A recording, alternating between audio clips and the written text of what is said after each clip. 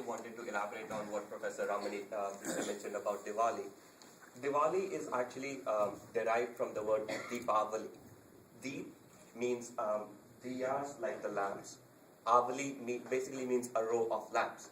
So the festival is celebrated in the form it's celebrated. It's a festival of lights. We light up our houses, we light up our roads with diyas, lamps, candles, whatever we can find.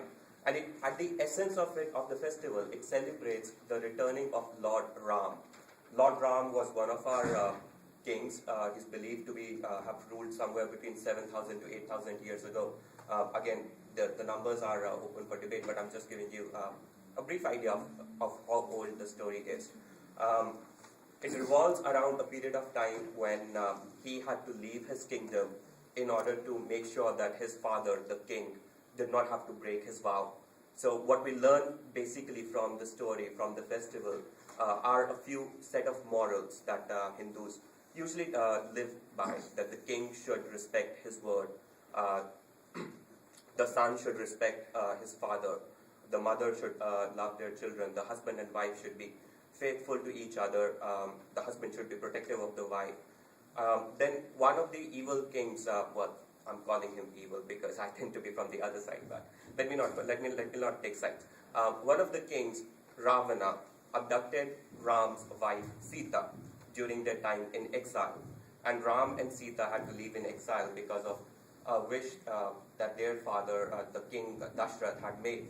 In order to make sure that his promise was fulfilled, Ram and Sita had to leave in exile. I'm just giving you guys a brief primer on what happened. And Ravana abducted Ram's wife Sita while fooling Ram and his brother Lakshman and making sure that they were not around. So he was able to abduct Sita and take Sita back to his kingdom, which is in present-day Sri Lanka. Ram fought a war. His army included mainly, how do I put it, monkeys. It sounds weird. We are talking about 8,000 years ago. He was able to fight, he was able to defeat the king. There are reasons why we believe him to be God, or we worship him as God. And he was able to get Sita back. The day he came back to the kingdom, that was a day of great joy for people of the kingdom because they really liked Ram. And that is celebrated as Diwali. So it's celebrated as the victory of good over the evil. In the form it's celebrated, it's a festival of lights. So we have lots of firecrackers and the country is lit up, and it's a how I describe to my friends, it's a combination of Christmas and 4th of July. So that's basically about Deepavali. A couple of other things that I wanted to talk about was, I was looking up on the internet today, and I found out that Indian Americans are 1% of America's population. And to those of you familiar with the American politics, that gives a whole new meaning to we are the 1%. For those of you not, you might want to go and Google up what does 1% in America signify. Couple of things, especially to some of you who are new, I don't know if you guys can make out or not, but that's basically my ID, and there's a little heart sign over here. Whenever you go to make your state ID or your driver's license, they ask you a question: do you want to be an organ donor?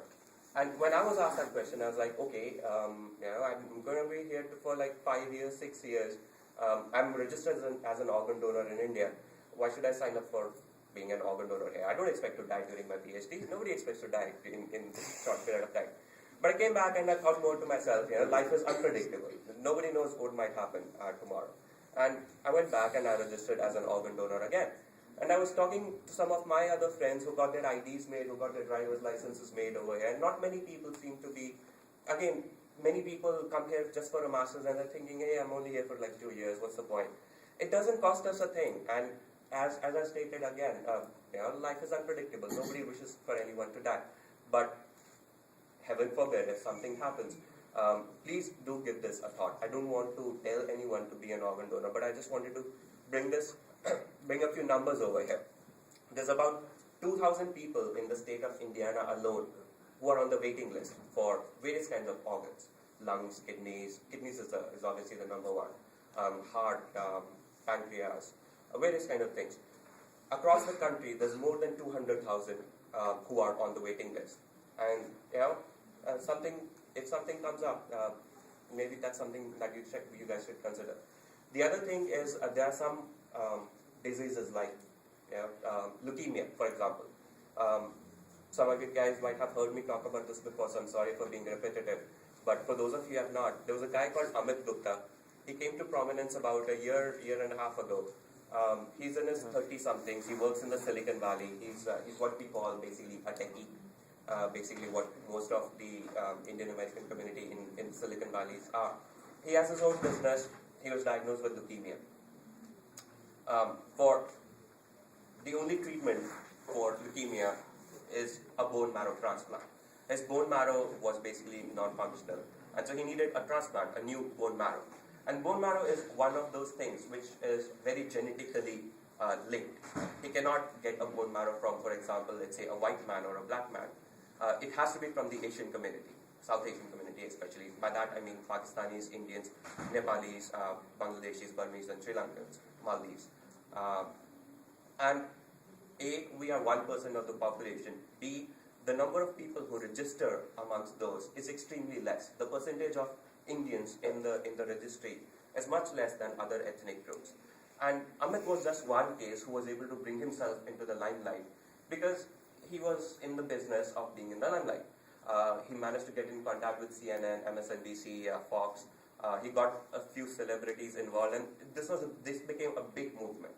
And because just of his efforts, more than 10,000 registries, more than 10,000 new people registered in the bone marrow registry. And Amit was able to find a match. There are other people like Amit. There's a 7-year-old, 8-year-old kid in California, Siddharth, who's still waiting for a match. There's lots of other people. And again, this is just one of those things we are just not aware of. I looked up the process. The registry is called Be the Match registry. Simple enough to remember. Be the Match. They send you a kit when you go and register on their website. It's all free of charge. You don't have to pay anything, not even the postage. They send you a kit, and it's basically cotton swabs. You rub that on the inside of your cheeks because that's the place where it's easiest to get cells from, so that they can check your information, whatever DNA information that they need. You just rub the cheek swab on the inside of your cheeks, send it back. That's all that you have to do. If somebody comes up who is a match with you, they will ask you again, and at that point of time, again, you have a choice to back out. So it's not like you're bound to it. If you do it, your information is there in the registry, but you have a chance to save a life. And should you decide to go ahead with the procedure, about 75 to 80% of the cases are just like a blood donation. I'm sure all of you guys have seen how blood is donated, if not donated blood yourself. The process of bone marrow transplant is no different for 75 to 80% of the cases than a blood donation. In those 20-25% of the cases, it involves a small minor operation in which they take directly the bone marrow from your hips. Again, that's a fairly simple process, and it's been done plenty of times. I personally know people, Indian people who were registered in the registry, who did go ahead with the transplant and who were able to save a life. And this is the festive season. Basically, all we are trying to do is help each other in this country. If anybody wants to register for the registry, talk to me. I have some spare forms with me. If you want to read about more about what they are before registering, go ahead, Google up Be the Match. You'll be on their website, and you can get the registry for yourself. It will come to your address. You can fill it out and send it back. That's basically all I wanted to say. Happy Diwali, and thank you for coming. Guys, we have Gaurav Nanda from Asha for Education, and he would like to make a short announcement about Asha and their upcoming event. Hello everyone. I wish very happy Diwali to everyone over here. And so there is a small group here called Asha, Purdue chapter. So basically we are a non-profit organization, and we are working towards helping education for children in India. And we organize various events on campus for fundraising, and we're just to getting more people involved as volunteers. So, like a few months, like last month, we organized Tarang. It was a cultural festival where we had a couple of performances. And this Saturday, we are going to screen the movie Barfi. As some of you might know, it was a recent movie, and it's a very nice movie. and we have got the rights from UTV, and it has English subtitles, and the event is free of charge. It's on Saturday, November 17th, starts at 5 p.m. in Matthews 210. So you all are invited with your families and friends and everyone. And there is no ticket for the movie, so the movie is absolutely free. And we'll be having some light Indian snack like samosa and chai and popcorn during the movie. So, sort of trying to give you the feel of going to a theatre in India. So, I invite you all for the movie. So please do come and enjoy the movie. Where is it? Matthews 210. Matthew 2. What time? 5 o'clock, November 17th, this Saturday.